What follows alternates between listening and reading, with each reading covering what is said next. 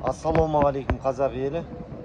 Қазақ елі бүгін қазақ үшін қаралы күн. 29 тамыз күні 1949 жылы қазақтың топырағында Семейде ең бірінші орыстар атом бомбасын жарды. Сол 49 жылдан бастап 89 жылға дейін қазақтың топырағында 616 ядролық атом химиялық бомбалар жарды. Қаншама қазақ қырылды, уланды, кеміс боп туды, мүгедек болды. Қаншама осы Семейдің полигонында қаншама қазақтың ұрпағы жалғаспай қалды. Қаншама сол кәдімгі тірі адамдарға эксперимент жасады да орыстар. Мынау жарғанда қалай ауырды, денелеріне қандай жара шықты. Бұл кәдімгі геноцид орыстар қазақ халқына жасаған. Бұл геноцид қазірде жалғасып жатыр.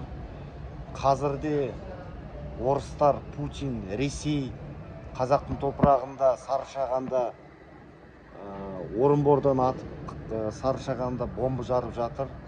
Гиперзвуковой дейді. Сарышаған, Қостанай облысы, Жезқазған, Қарағанды облыстарында әлі орыс халқы қазаққа геноцид жасап жатыр. Қаншама киіктер торғайда қырылды. Қаншама ауылдарда қазақтың келіндері бала тастап жатыр. Рак ауруымен, жүрек ауруымен туып жатыр. Оны әрине жасырады, статистика ол туралы ештеңе айтпайды, өйткені билік ресейшіл, білмеймін. Осы тек қана осы Украина жеңгенін қалаймыз әрине. Сонда ғана мынау ресейшіл биліктен құтылып, мынау орыстың полигондарын жабатын уақытта келеді, бірақ олар жайдан жай жабылмайды. Кірді ма, олар жай кет дегенге кетпейді. Күрес әлі алдыда. Күреске әлі дайындалу керекпіз. Жерімізді улап, қазағымызды өлтіріп, әлі жалғасып жатыр да.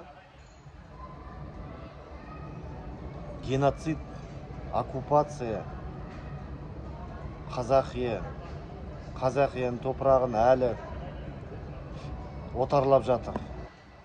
Ресей, орыстар. Сондықтан қазақтар күрес әлі алда.